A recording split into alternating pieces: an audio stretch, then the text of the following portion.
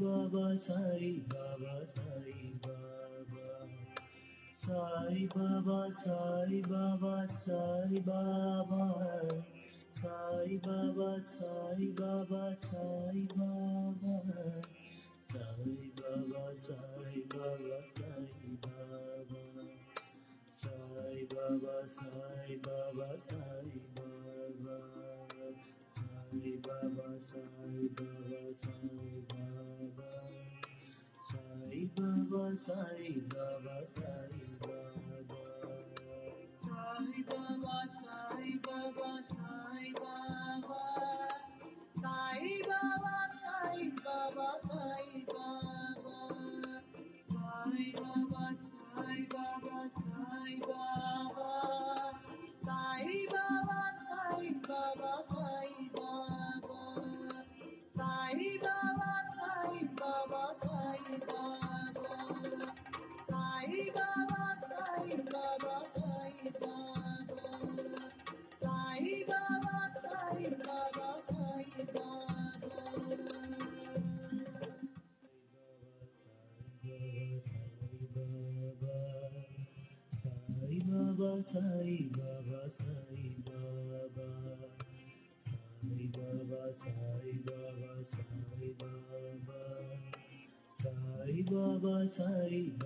Sai Baba. Sai Baba, Sai Baba, Sai Baba. Sai Baba, Sai Baba, Sai Baba. Sai Baba, Sai Baba, Sai Baba. Sai Baba, Sai Baba, Sai Baba. Sai Baba, Sai Baba, Sai Baba. Sai Baba, Sai Baba, Sai Baba. Sai Baba, Sai Baba, Sai Baba. Sai Baba, Sai Baba, Sai Baba. Sai Baba, Sai Baba, Sai Baba. Sai Baba, Sai Baba, Sai Baba.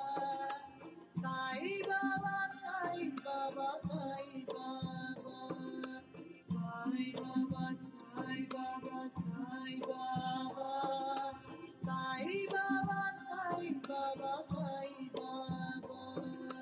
Sai Baba, Sai Baba, Sai Baba. Sai Baba, Sai Baba, Sai Baba. Sai Baba, Sai Baba.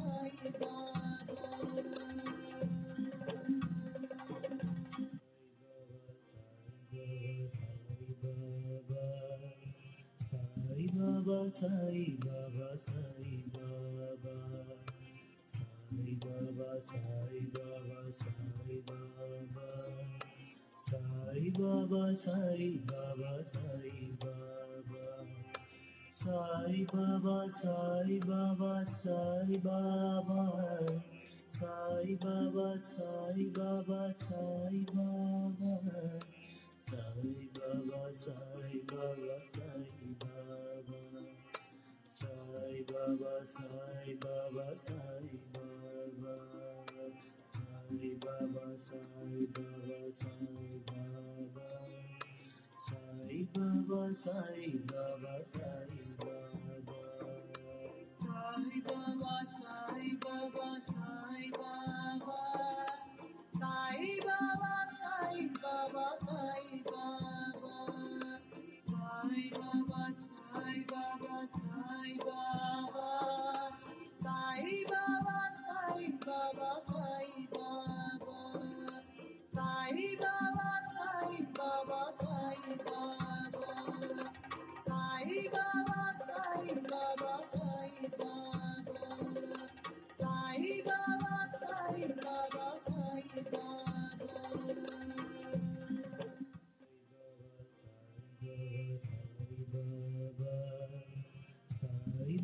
Sai Baba, Sai Baba.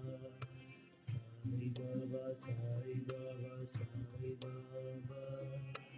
Sai Baba, Sai Baba, Sai Baba. Sai Baba, Sai Baba, Sai Baba. Sai Baba, Sai Baba, Sai Baba.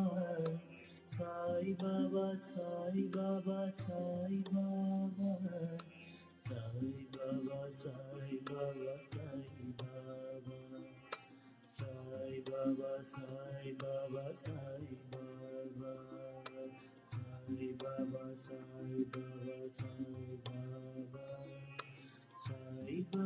Sai Baba, Sai Baba. Sai Baba, Sai Baba, Sai Baba. Sai Baba, Sai Baba, Sai Baba. Sai Baba, Sai Baba, Sai Baba. Sai Baba, Sai Baba, Sai Baba. Sai Baba, Sai Baba, Sai Baba. Sai Baba, Sai Baba, Sai Baba. Sai Baba, Sai Baba, Sai Baba.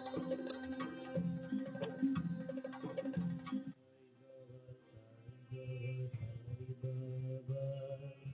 Sai Baba, Sai Baba, Sai Baba. Sai Baba, Sai Baba, Sai Baba. Sai Baba, Sai Baba,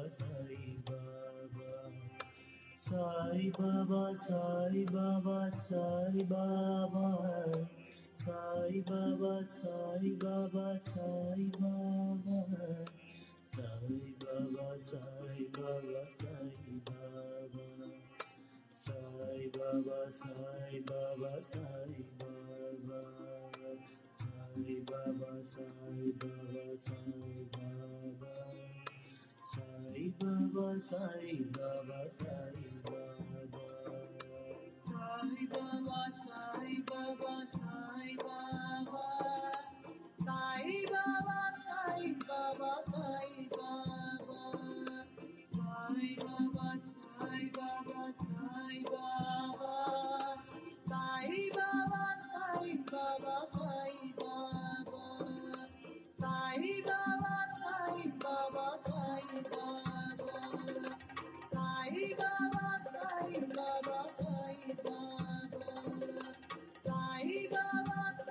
Baba, Sai Baba.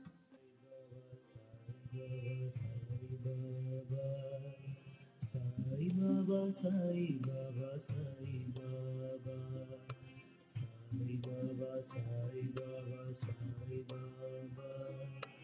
Sai Baba, Sai Baba, Sai Baba. Sai Baba, Sai Baba, Sai Baba. Sai Baba, Sai Baba, Sai Baba. Sai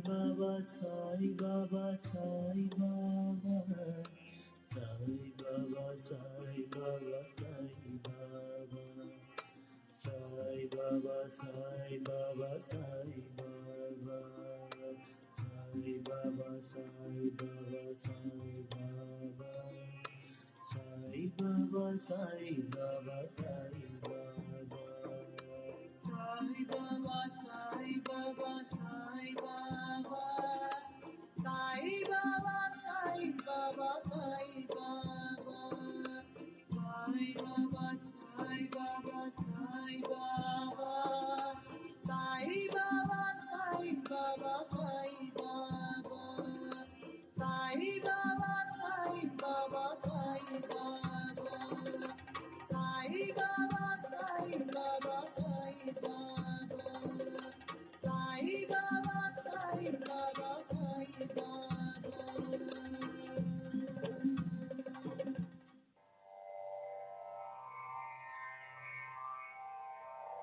Shri सच्चिदानंद सद्गुरु साईनाथ महाराज की जय। सद्गुरु श्री साईनाथुनि शरद बाबू जी की जय।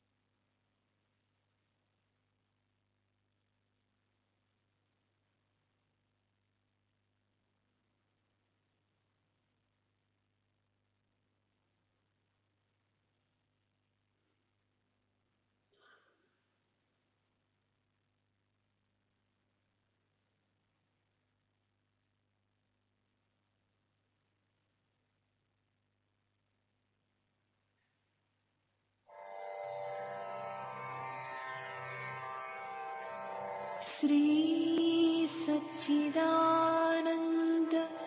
सद्गुरु साईनाथ महाराज की जय। सद्गुरु श्री साईनाथुनि शरद बाबू जी की जय।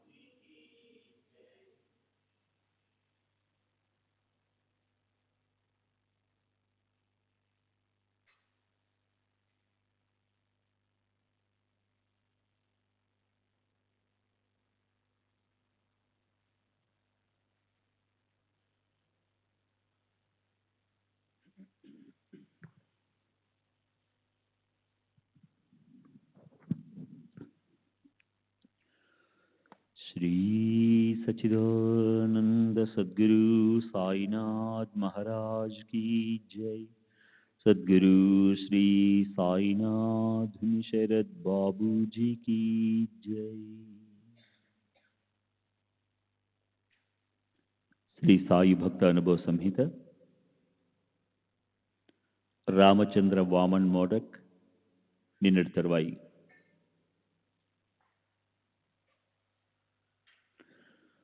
ధూళేకి వెళ్లే మార్గంలో ఉన్న సోన్గిర్లో గోవిందబువ అనే గొప్ప మహనీయులున్నారని, నేనింటికి వెళ్లే దారి అదే గనక వారిని దర్శించమని ఒక స్త్రీ నాతో చెప్పింది.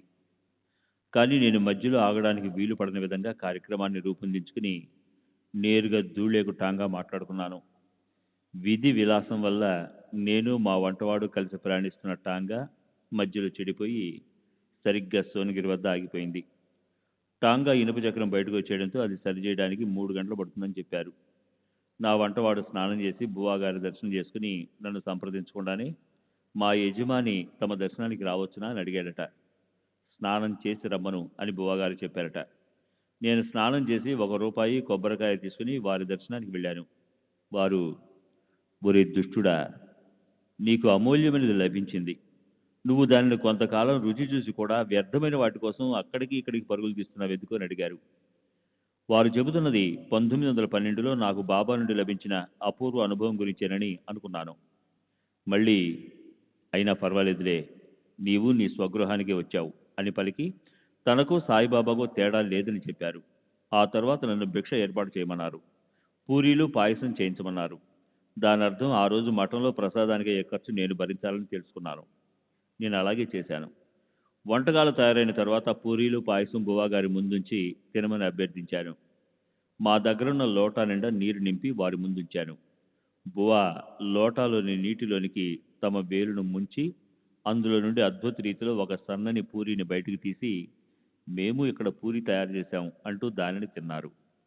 మఠంలో చేసిన పూరి లావుగా గరుగ్గా ఉంది. వారు తీసిన పూరి సన్నగా మృదువుగా ఉంది. నీటి నుండి పూరి తీసిన వారి అపూర్వ శక్తిని చూసి మేము సంభ్రమాశ్చర్యాలలో మునిగిపోయాము. అంతటి శక్తి సంపన్నులైన బువాగారు 1912లో నేను సాయిబాబా నుండి పొందిన అనుభవాలను ఎంతో విలువైనవని ధృవపరిచారు. నాకు ఆరోగ్యం ఎప్పుడూ సరిగ్గా ఉండేది కాదు. కంటికి సంబంధించిన సమస్యతో ఎక్కువగా బాధపడేవాడిని. నాకు ఒక కంటికి చూపు పోయింది. మరో కంట్లో పొరలు ఏర్పడుతున్నాయి. నేను ప్రతి గురువారం పూజిస్తూ నిరంతరం స్మరించే సాయిబాబా నా ఇహపర అవసరాలన్నింటినీ తీరుస్తున్నారు. నా ప్రాపంచిక పారమార్థిక భవిష్యత్తు గురించి నాకెలాంటి చింత లేదు. అవి రెండూ బాబా చేతులలో ఉన్నాయి. ఆయన నన్ను రక్షిస్తారు. నాపై వారికి ఉన్న కరుణను ఈ క్రింది సంఘటన తెలియజేస్తుంది. 1916లో నాసిక్లో నేను జ్వరం దగ్గుతో బాధపడ్డాను. వైద్య వృత్తిలో ఉన్న నా చిన్ననాటి స్నేహితుడు ఒకడు నాకు చికిత్స చేశాడు. నాకు వచ్చినది ఊపిరితిత్తుల నాళములకు సంబంధించిన రోగమని నిర్ణయించి క్లోరల్ హైడ్రేట్ అను మందు వాడమని చెప్పాడు. కానీ నా భార్య నాకు వచ్చిన జబ్బు సామాన్యమైనది కాదని భయపడి బాబాను ప్రార్థించి డాక్టర్ కల్నల్ బక్లేకు కబురు పెట్టింది. డాక్టర్ బక్లే వచ్చి నన్ను పరీక్షించి నా రోగాన్ని డబుల్ న్యూమోనియాగా నిర్ధారించాడు. మొదట పరీక్షించిన డాక్టరు తప్పుగా రోగ నిర్ధారణ చేశాడని, అతను వాడమన్న మందు ప్రమాదకరమైందని చెప్పి దానిని వాడకముందే అవతల పారేశాడు. అతని చికిత్సతోనూ బాబా అనుగ్రహంతోనూ నేను కోలుకున్నాను. బాబా సరైన సమయంలో నా భార్యకు ప్రేరణనిచ్చి ప్రమాదకరమైన మందు నాకు వచ్చేలోగా మంచి డాక్టర్ కబురు పంపే ఏర్పాటు చేసి నన్ను కాపాడారు. నాకు బాబాను పలుసార్లు దర్శించే అవకాశం లభించలేదు. నా భార్య కూడా వారి పట్ల ఎంతో భక్తి శ్రద్ధలు కలిగి ఉండేది. 1916లో నేను నా భార్య షిరిడి వెళ్ళి వారిని దర్శించి అదే రోజు తిరిగి వచ్చేసాము. అదే నేను బాబాను చివరిసారి దర్శించడం. బాబా ఎక్కడికి పోలేదు. వారు జీవించే ఉన్నారు. వారు సూక్ష్మ అదృశ్య రూపంలో మార్గదర్శకత్వం వహిస్తూ అన్ని విషయాలలో నాకు సహాయం చేస్తూనే ఉన్నారు. ఇది నాకు అనుభవపూర్వకంగా ఎన్నో విషయాలలో నిదర్శనమైంది. ఉదాహరణకు, నేను 1919లో ₹81.08 పెన్షన్తో పదవీ విరమణ చేశాను. నేను పదవీ విరమణ చేయడం మంచిదైంది. ఎందుకంటే వెంటనే నా స్నేహితుని మిల్లులో నెలకు ₹250 జీతంతో ఉద్యోగంలో చేరాను. 1919 నుండి 1930 వరకు నేను ఆ ఉద్యోగంలో ఉన్నాను. ఈ ఏర్పాటంతా బాబానే చేశారు. శ్రీ సచ్చిదానంద సద్గురు సాయినాథ్ మహారాజ్ కీ జై. సద్గురు శ్రీ సాయినాథుని శరద్ బాబూజీ కీ జై.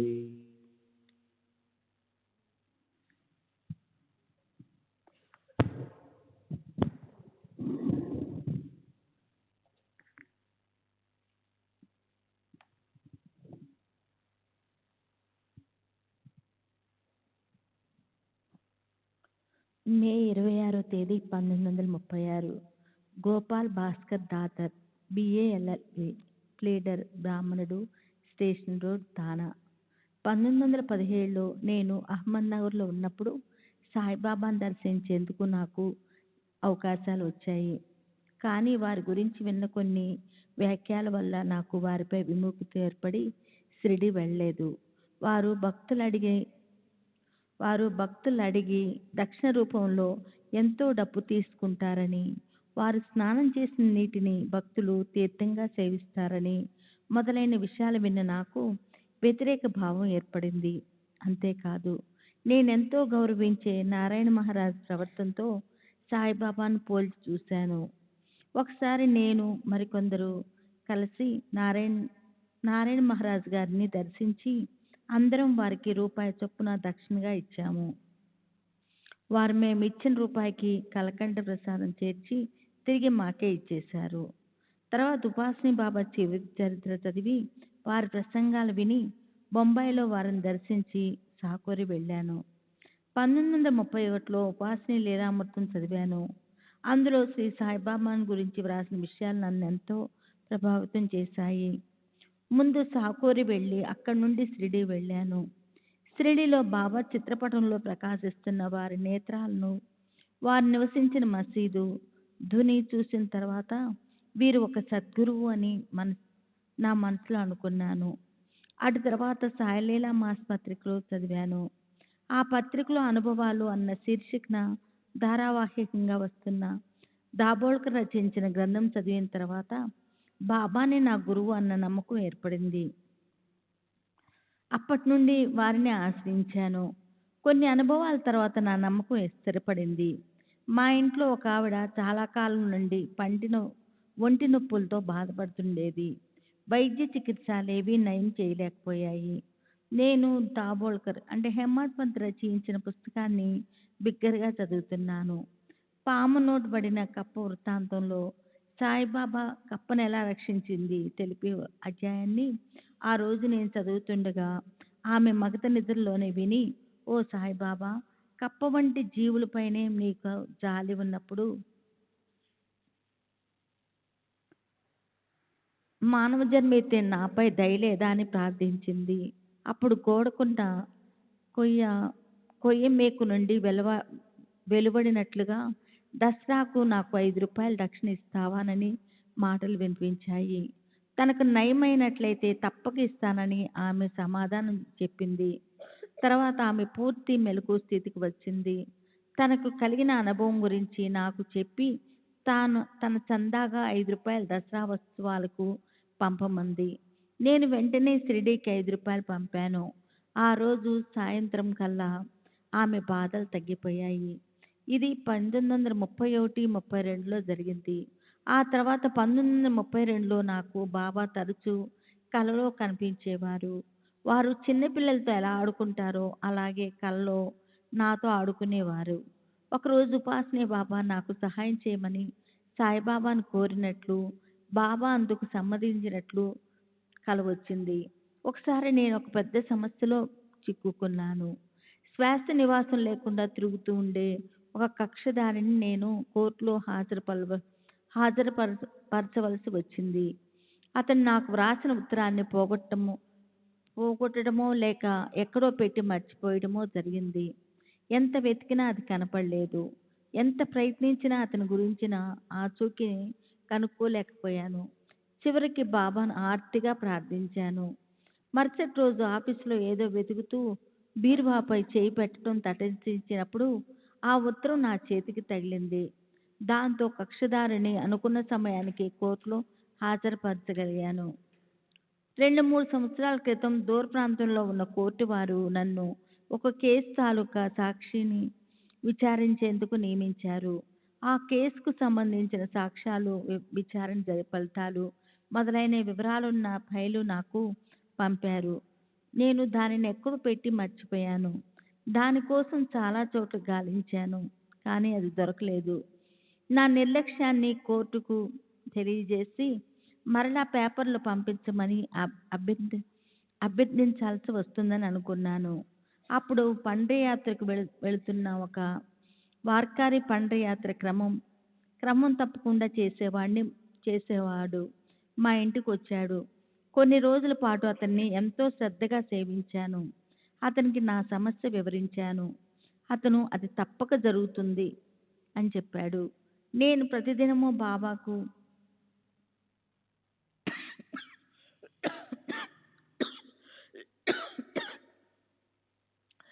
ప్రతిదినం బాబాను కూడా ప్రార్థించేవాడిని. ఆ యాత్రికుడు వెళ్ళిన మరుసటి రోజు నేనే వేరే కేసుకు సంబంధించిన పేపర్ల మధ్య నేను వెతుకుతున్న పేపర్లు దొరికాయి. మరణించిన వారికి శ్రద్ధాకర్మలు చేయటం లాంటి ఆచారాలపై మొదట్లో ఒక నమ్మకం ఉండేది కాదు. సంఘ సంస్కరణ భావాల ప్రభావంతో అవన్నీ అర్ధరహితమైన మూఢనమ్మకాలుగా పరిగణించేవాడిని. కానీ నేను సాయి భక్తుడైన తర్వాత, ముఖ్యంగా బొంబాయి కుర్లా కోర్టులో గుమస్తాగా పనిచేస్తున్న నా ఆజ్ఞ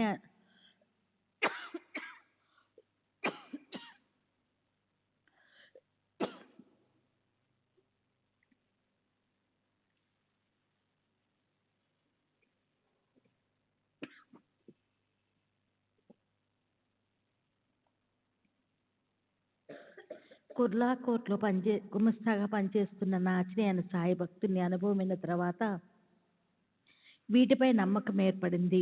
ఈ మధ్యనే నా ఆంజనేయ భార్య పసిబిడ్డను వదిలి చనిపోయింది. భార్యను ప్రేమించిన ఆంజనేయ ఆమెకు సద్గతి కలగాలని నాసిక్ వెళ్ళి గోదావరి తీరంలో శ్రాద్ధ కర్మను జరపదలిచాడు. కానీ అతనికి ఇలాంటి విషయాలు ఏమీ తెలియవు. ఏమి చేయాలో, ఎంత ఖర్చు అవుతుందో కూడా తెలియదు. ఇలా భయపడుతూనే 80 రూపాయలు తీసుకుని బయలుదేరాడు.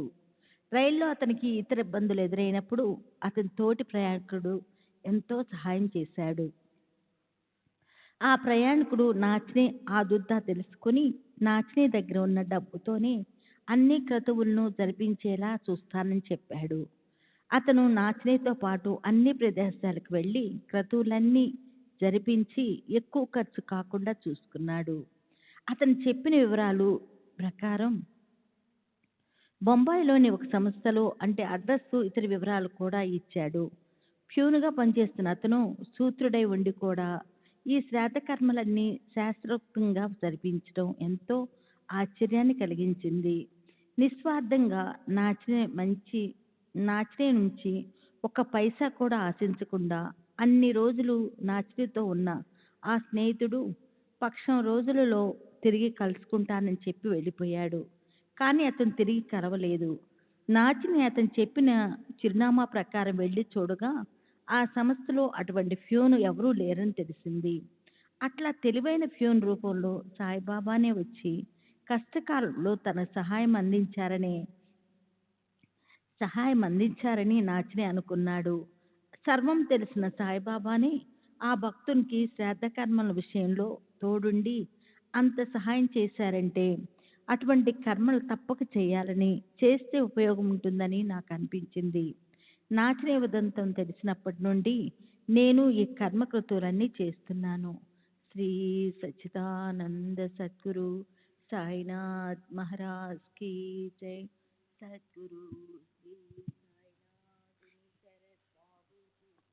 జై.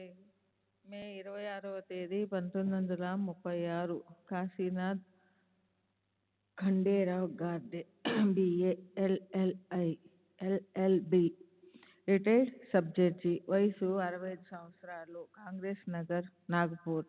మా వంశగురువు రామచంద్ర టికోట్కర్. నా గురువు రామదాస్ బీడ్కర్ మహారాజ్. వీరు జ్ఞాని, మహాశక్తి సంపన్నులు. వీరు నాకు ఉపదేశం ఇచ్చారు. తాము యాత్రలలో ఎందరో మహాత్ములను, సాధు పురుషులను దర్శించామని, నన్ను కూడా ఈ మహాత్ములను దర్శించి వారి ఆశీర్వాదాలు తీసుకోమని చెప్పారు. వారు దర్శించిన మహాత్ముల పేర్లను కూడా నాకు చెప్పారు. ఈ మహాత్ములందరూ ఒకే కుటుంబంలా మెలుగుతూ ఉంటారని, నేను వారిని దర్శించినప్పుడు నన్ను వారికి సంబంధించిన వాడిగా గుర్తించి హృదయపూర్వకంగా ఆహ్వానిస్తారని వివరించారు. అప్పుడు తమ బోధన యొక్క విలువ, మహత్యం నాకు అవగతం కాగలవని అన్నారు. వారు చెప్పిన మహాత్ములలో షిరిడి సాయిబాబా ఒకరు. నా గురువు బీడ్కర్ మహారాజు 1898లో నన్ను షిరిడీలో ఉన్న శ్రీ సాయి మహారాజును దర్శించమని ఆదేశించారు. తాము స్వయంగా బాబాను 25 సంవత్సరాల క్రితం అంటే 1873 ప్రాంతంలో దర్శించామని కూడా చెప్పారు. 1912-13లో నేను కంగావులో సబ్ జడ్జిగా పనిచేస్తున్నప్పుడు మే మాసపు సెలవుల్లో షిరిడీ వెళ్ళి బాబాను దర్శించాను.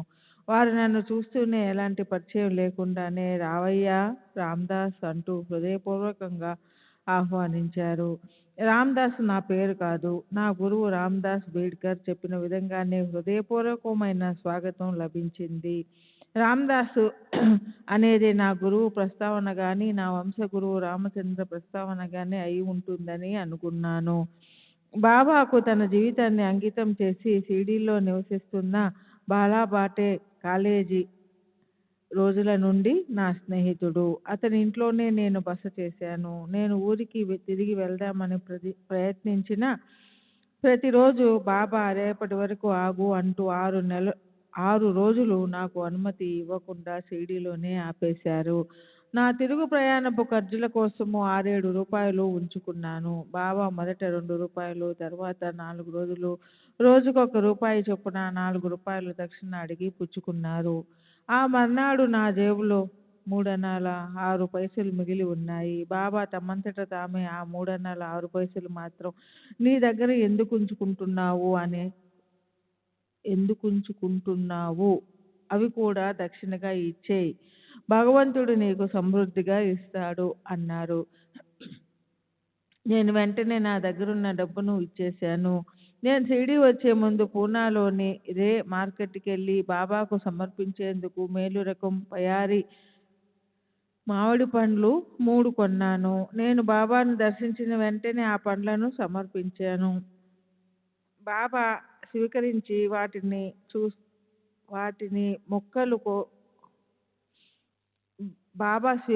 వాటిని చూస్తూ పండ్లు బాగున్నాయని సంతోషంగా మెచ్చుకున్నారు. వాటిని ముక్కలు కోసి తెమ్మన్నారు. తర్వాత వారొక ముక్క తీసుకొని మిగతావి ప్రసాదంగా భక్తులందరికీ పంచారు. పండ్లను కోసే ముందు భక్తులతో, బాబా ఇదిగో ఈ పండ్లను ఇతడు మార్కెట్లో కొని రుచి చూడకుండా కొన్న పండ్లు అన్నిటినీ తెచ్చి నాకు సమర్పించాడు. ఆ రోజు పండిట్టు చేసిన విధంగా కాదు. ఆ పండిట్టు నాకు సమర్పించాలని లడ్డూల ప్యాకెట్టు కొన్నాడు. ఇక్కడికి వచ్చే దారిలో గోదావరిలో స్నానం చేసిన తర్వాత అతనికి ఆకలయ్యి కొన్ని లడ్డూలను తిని మిగిలినవి తెచ్చి సమర్పించాడు. ఈ పండ్లు వాటి వల్లే శేషభాగం కాదు అన్నారు. బాబా మాటలు కింది విషయాలను తెలుపుతాయి. 1. భక్తులు తమ గురువుపై అచంచల భక్తి కలిగి ఉండాలి. నిర్లక్ష్యంతో శేష పదార్థాలు నైవేద్యంగా సమర్పించకూడదని తెలుపుతాయి. 2. షిరిడీకి ఎంతో దూరంలో జరిగే విషయాలన్నీ బాబా ఎరుకలోనివే అని మనకు తెలియజేయడం ద్వారా మనం బాబా పైన మన గురువు పైన పెట్టుకున్న నమ్మకం పెరిగి బలపడుతుంది. నా వరకు బాబా చెప్పిన మాటల వలన నేను అంటిపెట్టుకుని ఉన్న గురువు పైన వారి బోధల పైన విశ్వాసం పెరిగి దృఢపడింది. 8వ రోజు నేను ఇంటికి వెళ్ళడానికి బాబా నుండి అనుమతి లభించింది. బాటే దగ్గర కొంత డబ్బు అప్పు తీసుకుని ఇంటికి బయలుదేరాను. నేను షిరిడీలో ఉన్న 8 రోజులలో ఒక అపూర్వ దృశ్యాన్ని చూశాను. ఒకరోజు హరిసీతారాం దీక్షత్ ఒక పెద్ద కేసు గెలిచి షిరిడీ వచ్చాడు. కక్షిదారులు అతనికి ఇచ్చిన సుమారు 1000 రూపాయల పారితోషికాన్ని వెండి రూపాయలుగా ఒక ట్రంకు పెట్టె నిండా పోసి దక్షిణగా ఆ పెట్టెను బాబా ముందు ఉంచాడు. బాబా తమ 2 చేతులతో ఆ డబ్బును గుప్పిళ్లతో తీసుకొని మసీదు బయట అటువంటి అవకాశం కోసం గుంపులుగా వేచి ఉన్న ఫకీర్లు, పేదవారికి పంచేశారు. ఇలా కొద్ది నిమిషాలలో ఆ పెట్టెలోనున్న డబ్బంతా దానంగా ఇచ్చేయబడింది. తను కష్టపడి సంపాదించి తెచ్చిన డబ్బు అలా మాయమైపోయినందుకు దీక్షిత్ ముఖంలో లేశమంతైనా బాధగాని అసంతృప్తిగాని కనిపించలేదు. ఇక నా స్నేహితుడు బాలాసాహెబ్ బాటేను గురించి 4 మాటలు చెప్తాను. కాలేజీలో ఉన్నప్పుడు అతను ఒక స్వేచ్ఛాజీవి, స్వతంత్ర భావాలు కలిగి ఉండేవాడు. యథేచ్ఛగా పొగ తాగుతూ, ఒక్క మాటలో చెప్పాలంటే ఈ రోజే తిను, తాగు, ఆనందించు, రేపు మనం చనిపోతాం అనేదే అతని సిద్ధాంతం. పొగ పీల్చే అలవాటు లేని నేను ఎత్ర ఎత్ర భాటే తత్ర తత్ర ధూమ్, ఎక్కడ భాటే ఉండునో అక్కడ పొగ ఉండును అని పరిహాసిస్తూ ఉండేవాడిని. తర్వాత బాటే మమతాదారు అయ్యాడు. కలెక్టర్ దగ్గర సమర్థత కలిగిన అధికారిగా మంచి పేరు కూడా సంపాదించాడు. అతను 5 సంవత్సరాల పాటు అంటే 1904, 9 మధ్యలో కోపర్గాం మమల్తదారుగా పనిచేశాడు. అప్పుడు బాబాను దర్శించడానికి వెళ్తున్న విద్యావంతులైన తన స్నేహితులను వెక్కిరిస్తూ బాబా ఒక పిచ్చివాడని చెప్తూ ఉండేవాడు. బాబాను ఒకసారి దర్శించిన తర్వాత వారిని గురించిన ఒక అభిప్రాయానికి వస్తే బాగుంటుందని అతని స్నేహితులు బాటేకు చెప్పారు. 1909లో అతను వారి మాట ప్రకారం షిరిడీలో క్యాంపు వేసి ప్రతిదినం బాబాను గమనించసాగాడు. ఇలా 4 రోజులు గడిచాయి. 5వ రోజు బాబా అతనిపై కాషాయ వస్త్రాన్ని కప్పారు. ఆ రోజు నుండి బాటే పూర్తిగా మారిపోయాడు. ఉద్యోగాన్ని గాని సంపాదనను గాని పట్టించుకోలేదు. ఆమరణాంతం షిరిడీలోనే ఉండి బాబా సేవ చేసుకుంటూ గడపాలని నిర్ణయించుకున్నాడు. అప్పటి నుండి నిత్య కర్మలు కొనసాగిస్తూ నిత్యం బాబా సమక్షంలో ఉపనిషత్తులు పారాయణ చేయసాగాడు. బాబా అప్పుడప్పుడు దానిపై వ్యాఖ్యానించేవారు. బాబా దీక్షిత్ చేత 1 సంవత్సరం సెలవు దరఖాస్తు వ్రాయించి బాటేచే సంతకం చేయించి ఆఫీసు వారికి పంపారు. ఉద్యోగంలో తిరిగి చేరడానికి కలెక్టరు బాటేకు 1 సంవత్సరం గడువు ఇచ్చాడు. కానీ సంవత్సరం పూర్తయిన తర్వాత కూడా బాటే బాబాను వదిలి వెళ్ళడానికి ఇష్టపడలేదు. బాటేలోని వైరాగ్యాన్ని పరిగణనలోకి తీసుకొని అతను ఉద్యోగం చేయలేడని నిర్ధారణ కాగా అతనిపై కనికరంతో నెలకు 30 రూపాయల పింఛను మంజూరు చేశారు. అతని భార్య బిడ్డలు షిరిడీ వచ్చి అతనితో నివసించసాగారు. నేను అతనిలో వచ్చిన ఈ గొప్ప మార్పుకు కారణమేమిటని అడిగాను. బాబా తనపై కాషాయ వస్త్రం కప్పినప్పటి నుండి ఈ మార్పు వచ్చిందని చెప్పాడు. తన ఆలోచన దృక్పథం పూర్తిగా తొలగిపోయి దాని స్థానే నూతన దృక్పథం చోటు చేసుకుందని చెప్పాడు. బాబాతో నా అనుభవాలను గురించి సంక్షిప్తంగా వ్రాశాను. నేను షిరిడీ సందర్శించడానికి గల కారణాలు, బాబా వద్ద నాకు లభించిన ఆదరణ గురించిన వివరాలు మరాఠీలో వెలువడిన మా గురువుగారి జీవిత చరిత్రలో ప్రచురించబడ్డాయి. జూన్ 1వ తేదీ 1936. మైనతాయి గణేష్ కౌలేకర్, వయసు 49 సంవత్సరాలు. తండ్రి నానాసాహెబ్ గణేష్ చాందోర్కర్, కష్టా గణపతి ఆలయం దగ్గర, పూనా. నేను నానాసాహెబ్ చందోర్కర్ గారి పెద్ద కుమార్తెని. నాకు 2 తమ్ముళ్ళు ఉన్నారు. నా చిన్న తమ్ముడు బాబుకు ఇప్పుడు 40 సంవత్సరాలు ఉంటాయి. నాకు 12, 13 సంవత్సరాల వయసున్నప్పుడు, అంటే 1899, 1900 మధ్యలో మా కుటుంబ సభ్యులతో కలిసి షిరిడీ వెళ్ళి బాబాను దర్శించాను. ఆ తర్వాత తరచూ షిరిడీ వెళ్ళేదానిని. 1918 తర్వాత వెళ్ళలేదు. చిట్నీస్గా పనిచేస్తుండిన చిదంబరరావు గాడ్గిల్ మా నాన్నను శ్రీ సాయిబాబాకు పరిచయం చేశాడు. అప్పుడు మా నాన్న గోద్నా నదిలో మమల్తాదారుగా ఉన్నారు. మేము బాబా వద్దకు వెళ్ళిన తొలి రోజుల్లో జరిగిన ఒక సంఘటన గురించి చెప్తాను. మేము చావడిలో బస చేసి ఉన్నాము. మా నాన్న తప్ప మిగిలిన వారంతా షిరిడీ నుండి బయలుదేరడానికి సిద్ధంగా ఉన్నప్పుడు బాబా వచ్చి భిక్ష అడిగి వెళ్ళవద్దు అన్నారు. ఆ సమయంలో బాబా కళ్ళు రత్నాల వలె మెరుస్తున్నాయి. మేము మా ప్రయాణాన్ని మానుకున్నాము. దారిలో పిల్లలు తినడానికని తీసుకువెళ్తున్న తినుబండరాలను బాబాకు ఇచ్చాము. మా నాన్న ప్రయాణాన్ని బాబా ఆపివేసిన లేక వాయిదా వేసిన 1-2 సంఘటనలు చెప్తాను.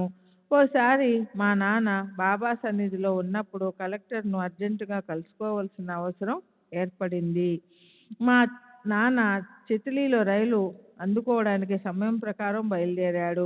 అదే రైలుకు బయలుదేరాల్సిన ఒక హరిదాసుకు బాబా అనుమతించారు. కానీ మా నాన్నను మాత్రం ఆపివేశారు. సమయానికి స్టేషన్కు చేరుకోగలనో లేదో అని కంగారు పడుతూ భోజనం చేయకుండానే ఆ హరిదాసు హడావిడిగా వెళ్ళిపోయాడు. మా నాన్న తీరికగా భోజనం చేసి వచ్చిన పిమ్మట హరిదాసు బయలుదేరిన అర్ధగంట తర్వాత బాబా మా నాన్న వెళ్ళడానికి అనుమతినిచ్చారు. ఆ రోజు రైలు రాకపోకల సమయాలు మారాయన్న విషయం మా నాన్న స్టేషన్కు వెళ్ళిన తర్వాత తెలిసింది. ఆయన స్టేషన్కు చేరిన తర్వాతే రైలు వచ్చింది. ఈ సంఘటన 1900 సంవత్సరంలో జరిగింది. ఈ విషయం మా నాన్న నాతో చెప్పారు. మరొకసారి మా కుటుంబం నాసిక్లో జరిగే పెళ్లికి హాజరు కావడానికి షిరిడీ నుండి బయలుదేరాము. కానీ బాబా మాకు అనుమతి ఇవ్వకుండా వెళ్ళవద్దు అన్నారు. మన్మాడు స్టేషన్లో పిల్లలకి ఏదైనా తినిపించవచ్చు అనుకుని మేము వాళ్ళ భోజనం కోసం ఏమీ ఏర్పాటు చేసుకోలేదు. మేము 3 గంటలు వేచిన తర్వాత బాబా అనుమతించారు. మేము మన్మాడుకు బయలుదేరాము. మన్మాడు చేరక ముందు మేము ఎక్కవలసిన రైలు స్టేషన్లో పట్టాలు తప్పింది.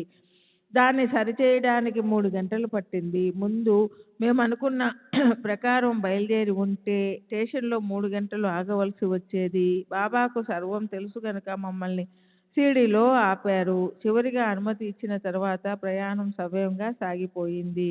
1904లో నాకు 17 సంవత్సరాలప్పుడు నా భర్త ప్లేగు వ్యాధితో పూనాలో మరణించారు. మా అమ్మ సమయానికి రావడంతో ఆమెకు చివరి చూపైనా దక్కింది. నా భర్త మరణించేటప్పటికి నేను గర్భవతిని. 1905లో నేను జామ్నేర్లో ఉన్నప్పుడు నాకు ప్రసవ వేదన మొదలయ్యింది. కానీ ప్రసవం క్లిష్టమయ్యింది. అప్పుడు గోసావితో బాబా ఊది పంపి నాకు సుఖప్రసవం అయ్యేటట్టు చేశారు. నేను ప్రసవ వేదనలో ఉండడం వల్ల నాకు ఈ విషయాలేమీ తెలియవు. 1908లో మేము పండరిపురంలో ఉన్నాము. మేము షిరిడీకి వెళ్ళినప్పుడు 4 సంవత్సరాల వయసున్న నా తమ్ముడు బాబూరావు ప్రతిదినం ఉదయం మసీదుకి వెళ్ళి బాబా తలపై ఒక పుష్పాన్ని ఉంచి వారిని పూజించేవాడు. అంతకుముందు బాబాను ఆ విధంగా పూజించేందుకు అనుమతి కానీ, బాబాకు నిత్య పూజ చేసే పద్ధతి కానీ లేదు. ఇదే బాబా నిత్య పూజకు నాంది అయిందని చెప్పాలి. 1906లో ఒక భక్తుడు బాబా పాదాలకు నమస్కరిస్తూ ఉండగా అతని కంటి అద్దాలు క్రింద పడిపోయాయి. ఇది చూసిన ఒక భక్తుడు కింద పడిన అద్దాలు బాబాకే కానుకగా సమర్పిస్తే బాగుంటుందని చెప్పాడు. అప్పుడు బాబా నాకు అద్దాలు అక్కర్లేదు, నా అద్దాలు విలువ 40 రూపాయలు అన్నారు. బాబా మాటల్లోని అంతరార్థం మా నాన్న నాకు వివరించారు. అద్దము అంటే ఆత్మ సాక్షాత్కారం అని, 40 రూపాయలు అంటే 40 సంవత్సరాల క్రితమే బాబాకు ఆత్మ సాక్షాత్కారం అయిందని చెప్పారు. అప్పుడు నాకు 18-19 సంవత్సరాల వయసు ఉంటుంది. మా నాన్నగారి నుండి తెలుసుకున్న విషయాలు: 1 సాయిబాబాకు మా నాన్న 3-4 తరాల నుండి తెలుసు. 2 బాబా నారాయణ అనే పదాన్ని తమ మాటల్లో తరచూ ఉపయోగిస్తూ ఉంటారని, నారాయణ తేలి, నారాయణ ధోబి, బ్రాహ్మణ సన్యాసులు ఎప్పుడూ నారాయణ పదాన్ని వాడుతూ ఉంటారు కాబట్టి వారు బ్రాహ్మణ సన్యాసి అయి ఉంటారు. 3 బాబా గీతలోని శ్లోకాలను వల్లిస్తూ ఉంటారు కాబట్టి వారికి సంస్కృతం తెలుసు. మా నాన్న సనాతన ఆచారాలను పాటించేవాడు. ఆయన బాబా పాదతీర్థాన్ని ఏనాడూ సేవించలేదు. కానీ దీక్షిత్ మొదలైన భక్తులు బాబా పాదతీర్థాన్ని సేవించేవారు. మా నాన్నగారి షడ్గుడు బాలాసాహెబ్ బినీవాలే దత్తభక్తుడు. అతను 5-6 సంవత్సరాల కిందట చనిపోయాడు. 1899-1900లో తనకు బాబాపై నమ్మకం లేకపోయినా మా నాన్న కోరిక మన్నించి షిరిడీ వెళ్ళి బాబాను దర్శించాడు. అప్పుడు బాబా అతనికి 3 శిరస్సులున్న దత్తాత్రేయునిగా సాక్షాత్కరించారు. అప్పటి నుండి అతను బాబానే దత్తావతారంగా నమ్మి జీవిత పర్యంతం సాయిభక్తునిగా ఉండిపోయాడు. నేను మొదట 1900లో సాయిబాబాను దర్శించినప్పుడు వారు నెరసిన జుట్టుతో 50 సంవత్సరాల వయసున్న వారిలా కనిపించారు. కానీ వారు 1918 వరకు ఇంచుమించు అలాగే కనిపించేవారు. 1918లో ఇన్ఫ్లుయెంజా అను వ్యాధి దేశమంతటా వ్యాపించి ఉన్న సమయంలో బాబా మహాసమాధి చెందారు. శ్రీ సచ్చిదానంద సద్గురు సాయినాథ్ మహారాజ్ కి జై. సద్గురు శ్రీ సాయినాథుని శరత్ బాబూజీకి. శ్రీ సచ్చిదానంద సద్గురు సాయినాథ్ మహారాజ్ की जय. సద్గురు శ్రీ సాయినాథుని శరత్ బాబూజీ की जय. జూన్ 10వ తేదీ 1936. వినాయక దాజీ బావే. వయస్సు 37 సంవత్సరాలు. బ్రాహ్మణుడు. షిరోల్, కొల్హాపూర్ రాష్ట్రం. 1932లో నేను బీబీసీఐ రైల్వే కంపెనీలో గుమాస్తాగా పనిచేస్తుండేవాడిని. అప్పుడు నా నెల జీతం 90 రూపాయలు. నేను గురువును అన్వేషిస్తూ 13-4-1932 నుండి 1 నెల రోజుల పాటు గురుగీతను శ్రద్ధగా పారాయణ చేశాను. నేను ఆశించినట్లు నాకు గురువు లభించలేదు. స్వప్నంలో దత్త దర్శనమూ కాలేదు. తరువాత గురువును పూజించడానికి పవిత్రమైన ఒక గురువారం నాడు దత్త మందిరానికి వెళ్ళాను. మందిరంలో దత్త విగ్రహం ఉన్న చోట చక్కగా మలచిన ఒక సమాధి కనిపించింది. మరుసటి రోజు ఉదయం నా స్నేహితుని ఇంటికి వెళ్ళి దాబోల్కర్ రచించిన సచ్చరిత్ర పుస్తకాన్ని చూస్తున్నప్పుడు అందులోని బాబా సమాధి ఫోటో నా దృష్టిని ఆకర్షించింది. ఆ ఫోటోను నేను ఇంతకు ముందు ఎప్పుడూ చూడలేదు. దత్త మందిరంలో నాకు కనబడిన సమాధి అదేనని రూఢీ చేసుకున్నాను. దీనిని బట్టి శ్రీ సాయిబాబాయే నా గురువని తెలుసుకున్నాను. కొన్ని రోజుల పాటు బాబా ఊది ధరిస్తూ సాయిబాబాపై రచించిన కొన్ని పుస్తకాలను చదివాను. కానీ ఒక సమాధి గురువు కానేరదని అసంతృప్తిగా అనిపించేది. నేను ఆశ్రయించేందుకు, వారితో నా భావాలు విన్నవించేందుకు ఒక సజీవమైన గురువు కావాలని కోరుకునేవాడిని. గురుగీత శ్రద్ధగా పారాయణ చేస్తే గురువు లభిస్తారన్న విషయం మరలా గుర్తొచ్చింది. వెంటనే గురుగీత పారాయణ ప్రారంభించాను. ఒక వారం తరువాత నా కలలో కేట్గాంకు చెందిన నారాయణ మహారాజు కనిపించారు. వారే నా గురువని తలచి కేట్గాం వెళ్ళాను. అక్కడ నాకు ఒక కల వచ్చింది. కలలో నాకు నారాయణ మహారాజు కనిపించి, నాకు శ్రీ సాయిబాబాకు ఎటువంటి భేదం లేదు, అక్కడికి నువ్వెందుకు వెళ్ళలేదు అని ప్రశ్నించారు. నాకు ఎవరూ మార్గం చూపేవారు లేరని బదులు చెప్పాను. తరువాత నాకు మెలకువ వచ్చింది. నేను షిరిడీ వెళ్ళి బాబాను గురువుగా ఎంచుకుని పూజించసాగాను. ఒక సాధువు నా చేయి చూసి సాయిబాబాయే నీ గురువు అని చెప్పారు.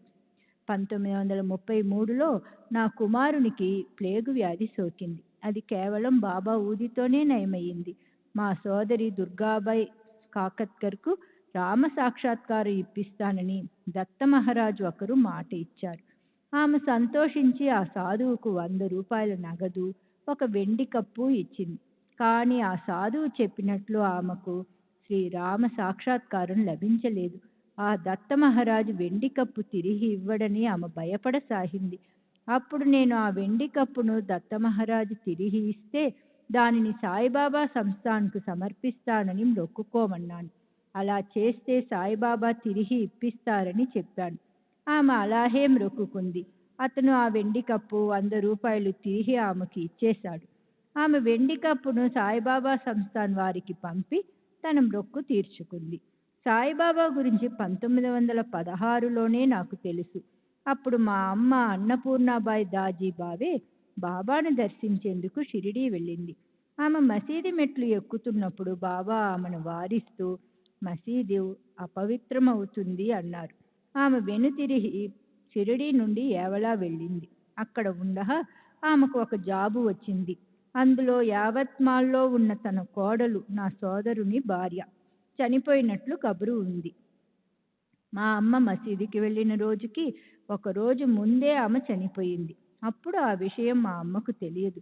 చనిపోయిన 10 రోజుల వరకు సూతకపు అంటూ ఉంటుంది. మసీదుకి వెళ్ళినప్పుడు మా అమ్మకు తన కోడలు చనిపోయిన విషయం తెలియదు. కానీ బాబాకు తెలుసు. మా అమ్మ చనిపోయినప్పుడు పిండ ప్రదానం చేశాము. కానీ ఎంతసేపటికి కాకులు పిండాన్ని ముట్టుకోలేదు.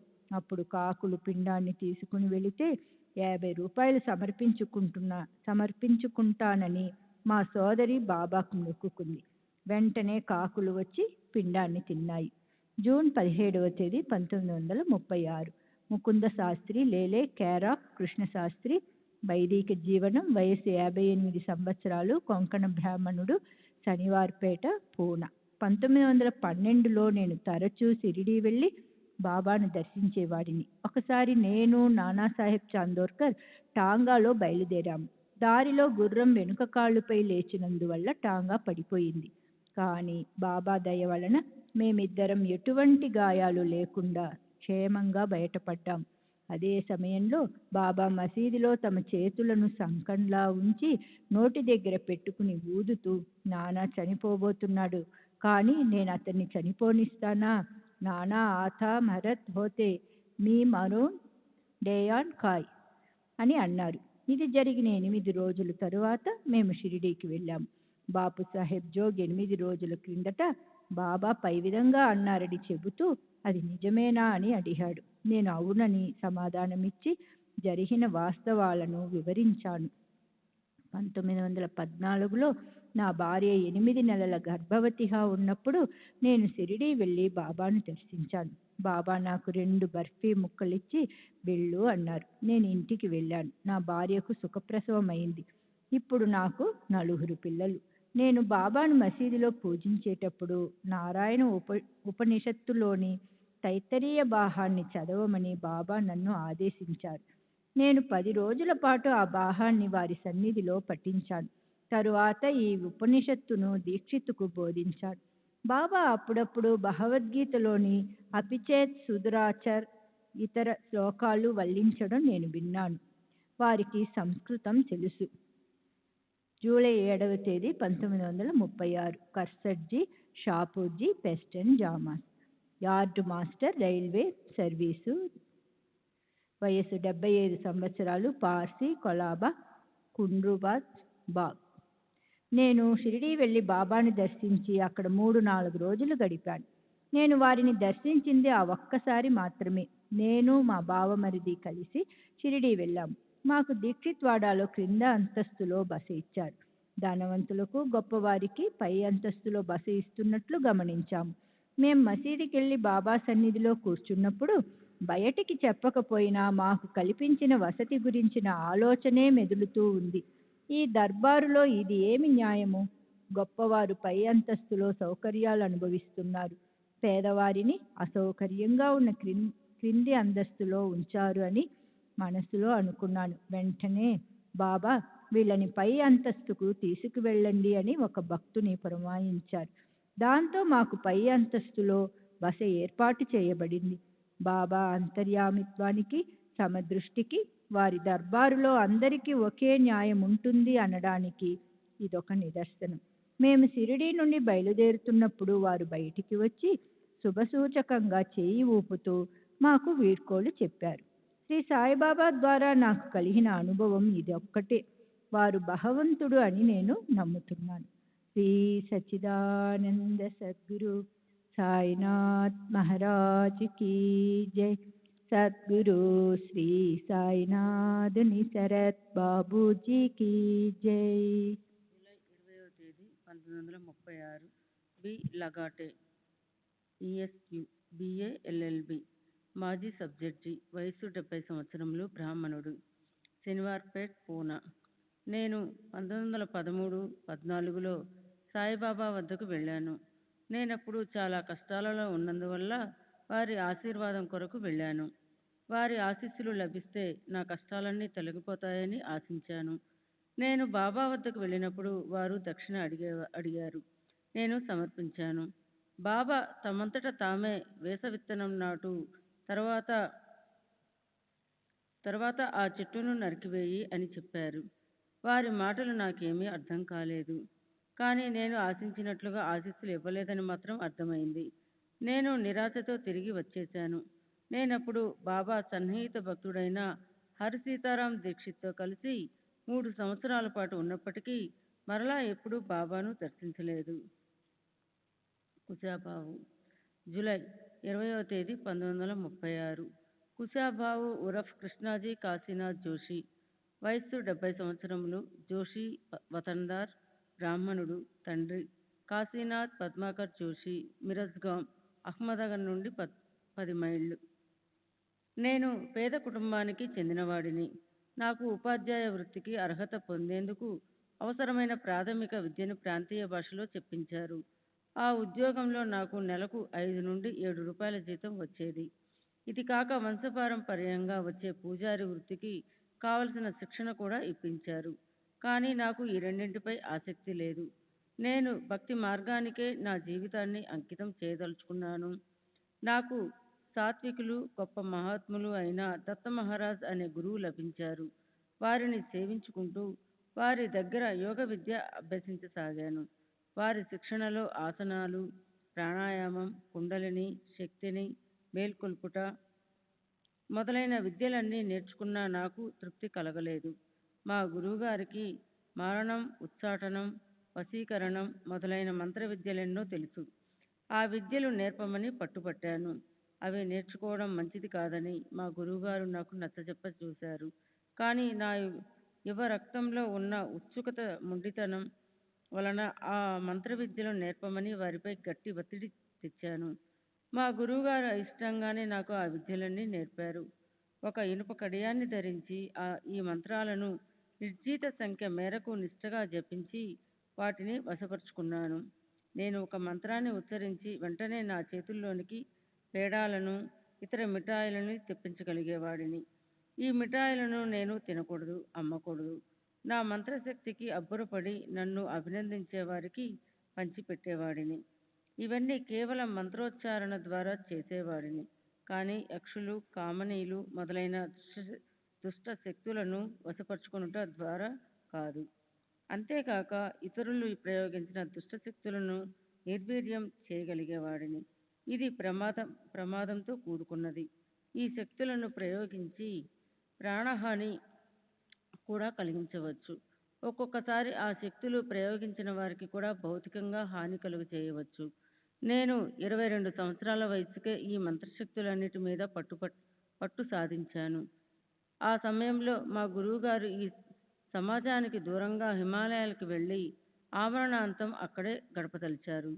మా గురువు నన్ను ఉత్తర దిశగా ఢిల్లీ వరకు తీసుకుని వెళ్ళి అక్కడ నాకు తుది వీడ్కోలు ఇస్తూ షిరిడీలో సాయిబాబా అని పేరుతో తమ జ్యేష్ఠ సోదరుడున్నారని మాయి జడిల్పావు నన్ను వారి దగ్గరకు వెళ్ళి వారు చెప్పినట్లుగా నడుచుకోమని ఆదేశించి వెళ్ళిపోయారు. ఆ తర్వాత నా గురువు నాకు కనిపించలేదు. వారిని గురించిన వివరాలేమీ తెలియరాలేదు. నేను 1908లో గురువు ఆదేశానుసారం షిరిడీ వెళ్ళి బాబాను దర్శించాను. నేను నా ఇనుప కడియాన్ని తీసివేసి మంత్రవిద్య ప్రయోగం ద్వారా పేడాలు మొదలైనవి తెప్పించడం మానిన తర్వాతే బాబా తమతో ఉండేందుకు అనుమతిస్తామని చెప్పారు.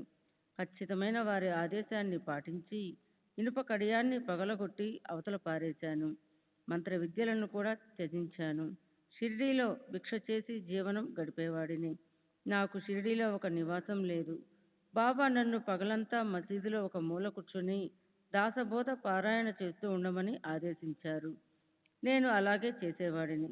రాత్రిళ్ళు ఎక్కడ చోటు దొరికితే అక్కడ పడుకునేవాడిని. బాబా నాకు గాని ఇతరులకు గాని ఏ ఉపదేశము ఇవ్వలేదు.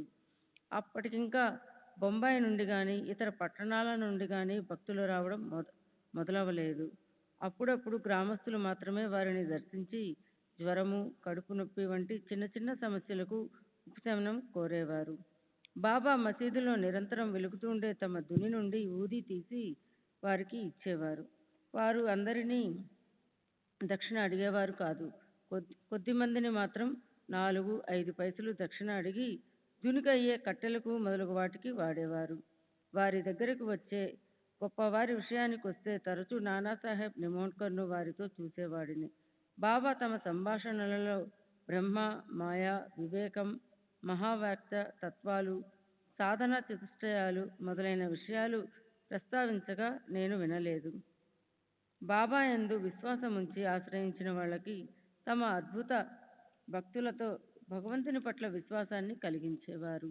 అలా ఆశ్రయించిన వాళ్ళు తమ ఇష్టదైవాన్ని ఉపాసించిన పిదప వారి ఇష్టదైవం యొక్క సాక్షాత్కారాన్ని బాబా ప్రసాదించేవారు.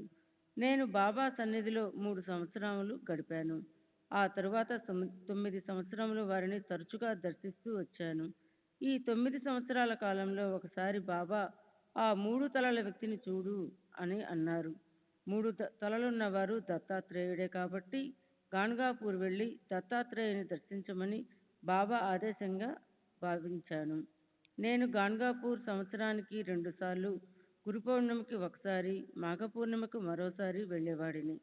బాబా నన్ను 3 రోజులకు ఒక పారాయణం చొప్పున 108 సార్లు గురుచరిత్ర పారాయణ చేయమని ఆదేశించారు. నేను ఈ పని మీద గాన్గాపూర్ వెళ్ళి అక్కడే 10-11 నెలలు ఉండి వారు చెప్పినట్లుగా పారాయణం పూర్తి చేశాను. నేను మాత్రం నా మంత్రశక్తులు ఉపయోగించడాన్ని బాబా నిషేధించారు. కానీ వారి దయతో నాకు మరొక శక్తిని ప్రసాదించారు. అది ఎలా జరిగిందో వివరిస్తాను. నేను ఒక ఏకాదశి రోజున మసీదులో వారి ప్రక్కన కూర్చుని ఉన్నాను. అప్పుడు బాబాకు నాకు జరిగిన సంభాషణ. బాబా, ఈరోజు నీవేమి తింటావు? నేను, ఏమీ తినను, ఈరోజు ఏకాదశి. బాబా, ఏకాదశి అంటే ఏమిటి? నేను, ఉపవాసం ఉండే రోజు. బాబా, ఉపవాసం అంటే ఏమిటి? నేను, కందమూలాలు తప్ప మరేదీ తినకుండా ఉండడం. కందమూలాలంటే దుంప వేళ్ళు, మామూలుగా చిలకడ దుంపలనే కందమూలాలు అంటారు. వాటిని ఏకాదశి రోజు తింటుంటాము. సనాతనులు ఏకాదశి రోజు ఉల్లిగడ్డలను తినకూడదు. బాబా కాందాలో గల ఉచ్చారణ సామ్యాన్ని అవకాశంగా తీసుకొని కొన్ని ఉల్లిగడ్డలు, మరాఠీలో కాందా, నా చేతిలో పెట్టి తినమంటూ బలవంతం చేయసాగారు. వారి అభిష్టానికి వ్యతిరేకంగా నడుచుకోవడం ఇష్టం లేక నేను చివరికి లొంగి మీరు తింటే నేను తింటాను అన్నాను. అప్పుడు బాబా వెంటనే కొన్ని ఉల్లిగడ్డలు తీసుకుని తిన్నారు. నేను కొన్ని ఉల్లిగడ్డలు తిన్నాను. అప్పుడే కొందరు భక్తులు మసీదులోనికి వస్తున్నారు. బాబా నన్ను ఆట పట్టించాలని తెలిసి వచ్చిన భక్తులను ఉద్దేశించి, ఈ బాపనోడిని చూశారా, ఏకాదశి రోజు ఉల్లిగడ్డలు తింటున్నాడు అన్నారు. నేను చేసిన పనిని సమర్థించుకోవాలని బాబా తిన్నారు కనుక నేను తిన్నాను అని బదులు చెప్పాను. బాబా వెంటనే నేనసలు ఉల్లిగడ్డలనే తినలేదు అంటూ తిన్నది కక్కేశారు. దానిలో ఉల్లిగడ్డలు అసలు లేవు, చిలకడ దుంపలున్నాయి. మళ్ళీ బాబా చూశారా, నేను తిన్నది ఉల్లిగడ్డలు కాదు చిలకడ దుంపలు అన్నారు. బాబా తమ అద్భుత శక్తితో ఉల్లిగడ్డలను చిలకడ దుంపలుగా మార్చేశారు. నాకు అది ఒక మహత్తర అవకాశంగా తోచింది. బాబా కక్కిన దానిని ప్రసాదంగా భావించి ఒక్క ఉదుటున దానిపై పడి నోటితో లాక్కొని తినేశాను. బాబా తిట్టి అవతలికి తోశారు, కొట్టారు కూడా. బాబా ఉచ్చిష్టాన్ని ఎంగిలి తినగలిగినందుకు మహాదానందంలో ఉన్న నేను ఇవేమీ లెక్క చేయలేదు. అక్కల్కోట్ మహారాజు వలె బాబా తిట్టిన తిట్లు, కొట్టిన దెబ్బలు శుభాన్ని, శ్రేయస్సును కలుగజేస్తాయని నాకు తెలుసు. అందువల్ల వారి తిట్లను, దెబ్బలను ఆశీస్సులుగా భావించాను. మరుక్షణం బాబా మనోవైఖరి మారిపోయింది. వారిపై నాకున్న అచంచల విశ్వాసానికి అభినందనపూర్వకంగా నా తలపై వారి హస్తాన్నుంచి ఆశీర్వదించారు. అప్పటి నుండి బాబాను స్మరించి చేతులు చాచిన వెంటనే నా చేతుల నుండి వెచ్చని ఊది రాలినట్లు వరాన్ని ప్రసాదించారు. ఈ విషయం చెప్పిన తరువాత కుషాబావు అను తన 2 చేతులను దోసిలిలా పట్టి ముందుకు చాచి ముఖానికి దగ్గరగా పట్టుకొని తల ఎత్తి కళ్ళు మూసుకొని బాబాను ధ్యానించాడు. 1 నిమిషం తర్వాత ఇదిగో ఊది, చేతులు పట్టండి అంటూ తమ దోసిలి నిండా ఊదిని ధారగా పోయసాగాడు. నేను నాతో వచ్చిన అవస్థే అతని దోసిలి క్రింద పేపరు పెట్టి కొన్ని ఔన్సుల ఊది సేకరించి దాచుకున్నాము. బివి నరసింహస్వామి. ఊది ప్రసాదం పట్ల విశ్వాసంతో నా దగ్గరకు వచ్చే భక్తులకు ఆ అద్భుత అవతారం వల్ల లభించిన ఊదిని పంచిపెట్టేవాడిని. అది వారి బాధలను, పలు రకాల దుష్ప్రభావాలను తొలగించేది. సంతానం లేని వారికి సంతానం కూడా ప్రసాదించేది. ఆ శక్తి కొరకు నేను ఏ జపము చేయవలసిన అవసరం లేదు. అది నాలో స్థిరంగా నిలిచిపోయింది. ఇక చేతులలోనికి పేడాలను తెప్పించే మంత్ర విద్య పట్ల బాబా విధించిన నిషేధాన్ని నేను తప్పక పాటించేవాడిని. కానీ అప్పుడప్పుడు భక్తుల ఒత్తిడికి లొంగి ఆ మంత్రశక్తులను ప్రయోగించవలసి వచ్చేది. దుష్ట శక్తులను తిప్పికొట్టే మంత్ర విద్యను మాత్రం ప్రయోగిస్తూ ఉండేవాడిని. ఇలా చేస్తున్నందుకు నేను పశ్చాత్తాపం చెందలేదు. నెల క్రితం రాజ్ మచ్కిర్ మునుమడిపై దుష్ట ప్రయోగమేదో జరిగింది. అది క్షుద్రశక్తి ప్రయోగాలలో వాడుకలో ఉండే ప్రయోగం. ఆ విధమైన శక్తులను తిప్పికొట్టేందుకు కొన్ని ప్రత్యేకమైన మంత్రాలు ఉన్నాయి. అవి నేను అభ్యసించి ఉన్నాను. అతని శరీరం పైన, గుడ్డలపైన, పడకపైన అకారణంగా నల్లని మచ్చలు ఏర్పడేవి. అవి ప్రతి శనివారం మాత్రమే కనిపించేవి. రాజ్ మచ్కర్ నాకు కబురు పెట్టాడు. నేను వారి ఇంటికి వెళ్ళి ఆ దుష్ట ప్రయోగాన్ని నిష్ఫలం చేసే మంత్రాలు చదివి దత్తాత్రేయుని పూజ నిర్వహించి ఆరతి ఇచ్చాను. నేను పూజ నిర్వహించిన తరువాత శనివారం మచ్చలు కనపడలేదు. ఆ దుష్టశక్తులన్నీ విజయవంతంగా తిప్పికొట్టగలిగాను.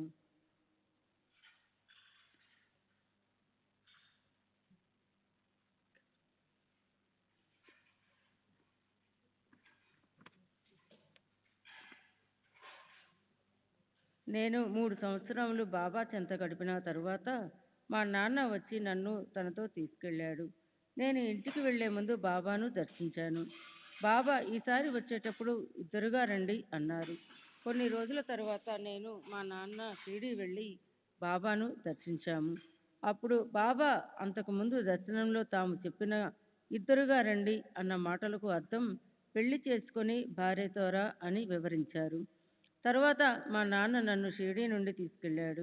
నేను పెళ్లి చేసుకున్నాను. పెళ్ళైనప్పటికీ నేను షిరిడీ వెళ్ళి బాబా దగ్గర ఉండడానికి ఇష్టపడేవాడిని. అందుకే ఒకసారి ఒంటరిగా వెళ్ళి చాలా రోజులు షిరిడీలోనే ఉండిపోయాను. అప్పుడు నా భార్య వచ్చి తనతో తీసుకెళ్ళింది. ఇప్పుడు నాకు పిల్లలు, మనవలు కూడా ఉన్నారు. నేను ఒకసారి షిరిడీ వెళ్ళి బాబాను దర్శించినప్పుడు నన్ను చూడడానికి ఎందుకు ఇంత దూరం శ్రమపడి వస్తావు? నేను అక్కడే ఉన్నాను అన్నారు. అంతేకాక మా గ్రామంలో వారుండే ప్రదేశాన్ని వర్ణించి చెప్పారు.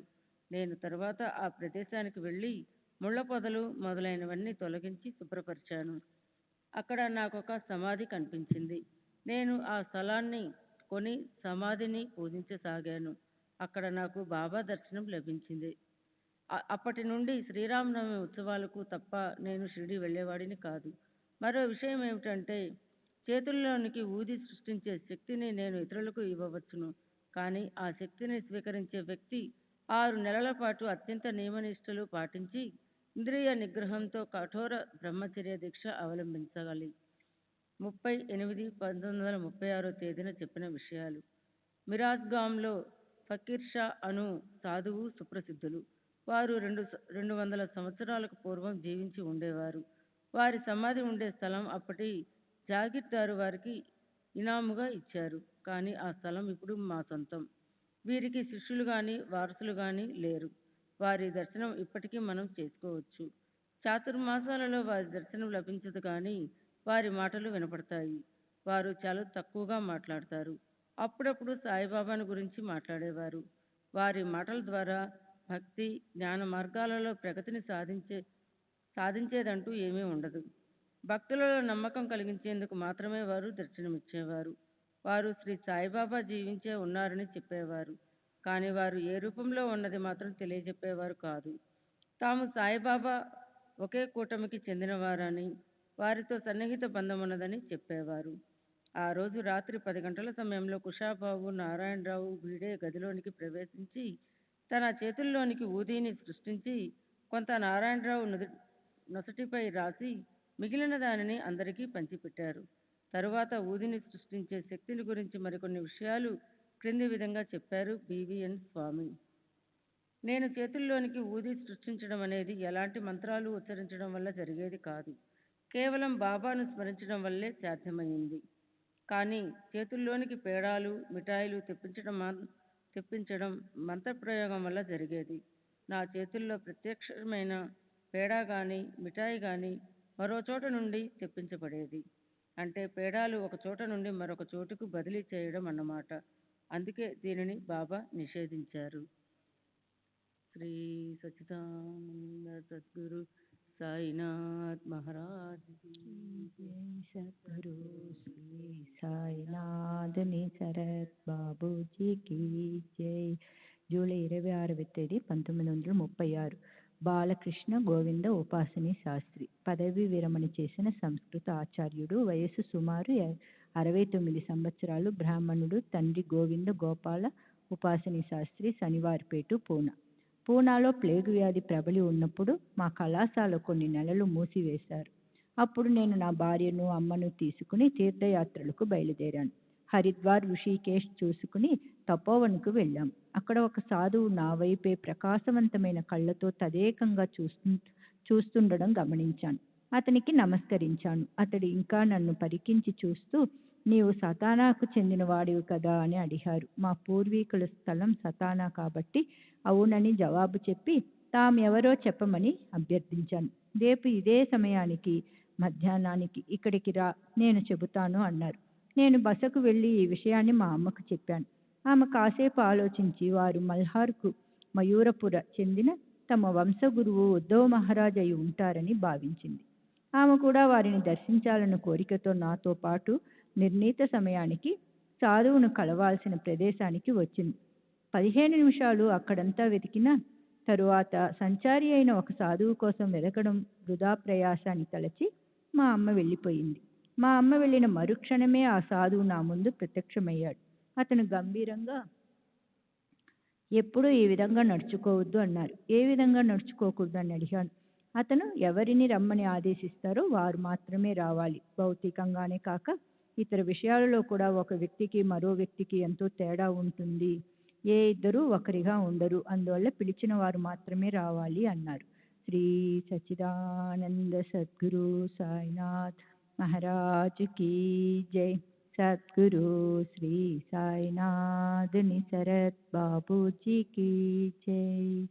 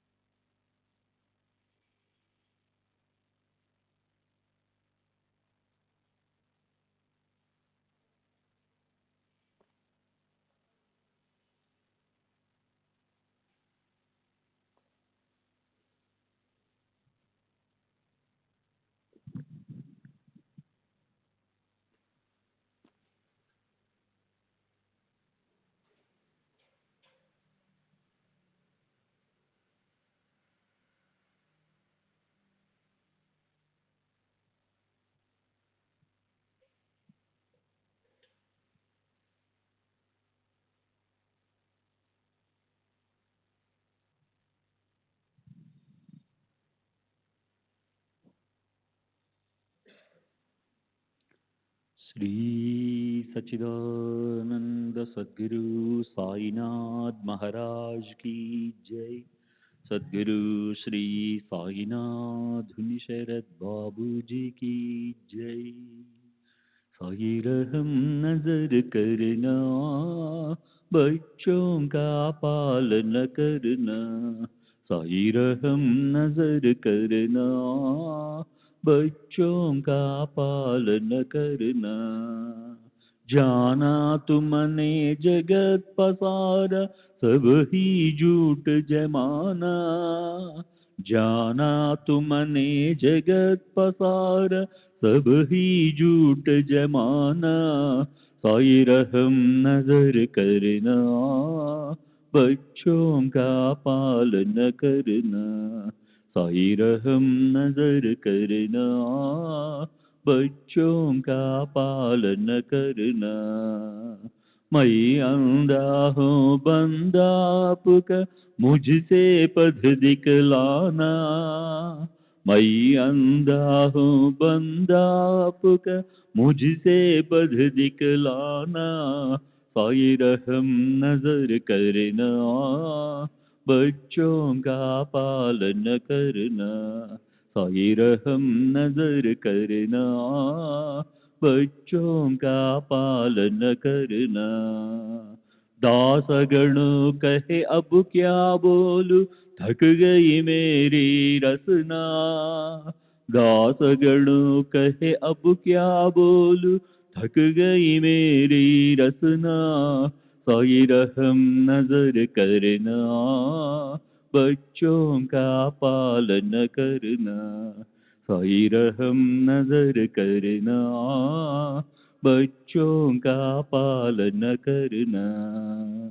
रहमो नजर करो अब मोरे साई, तुम बिना नहीं मुझे माँ बाप भाई।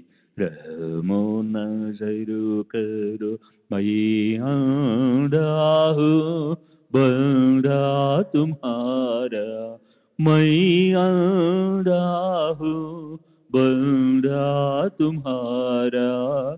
मैं ना जानू, मैं ना जानू, मैं ना जानू अल्लाह इलाही।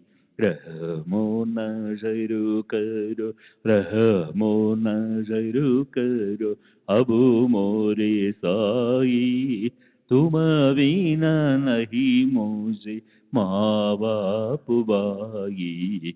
रहमो नजर करो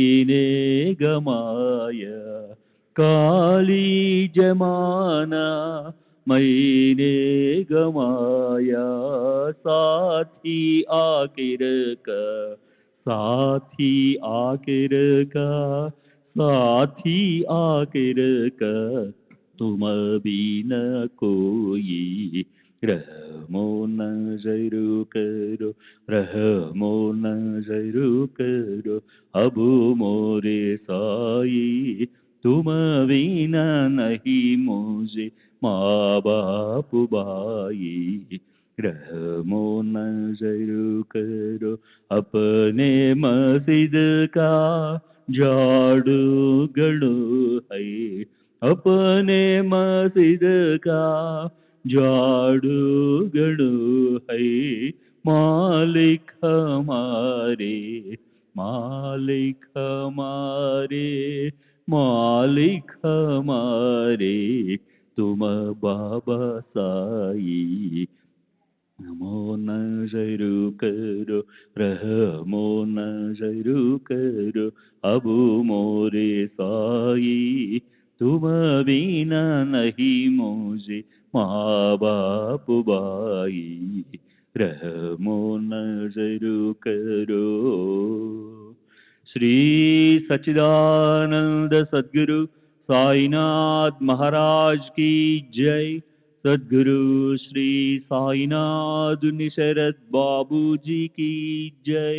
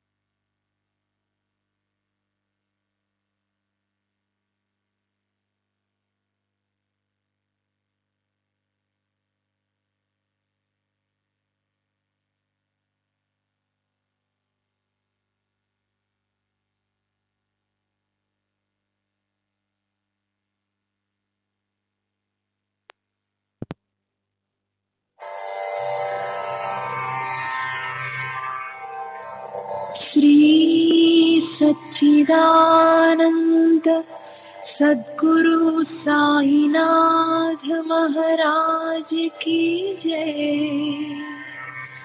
सद्गुरु श्री साईनाथुनि शरद बाबू जी की जय।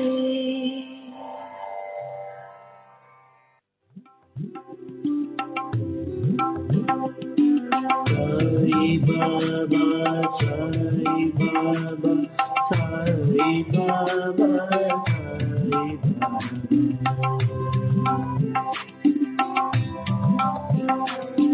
साई बाबा साई बाबा साई बाबा साई बाबा।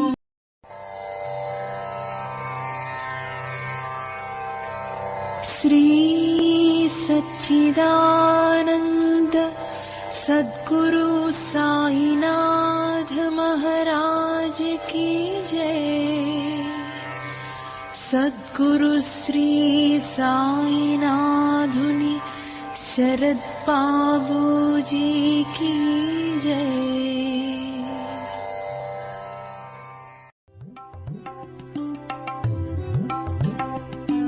साई बाबा साई बाबा साई बाबा।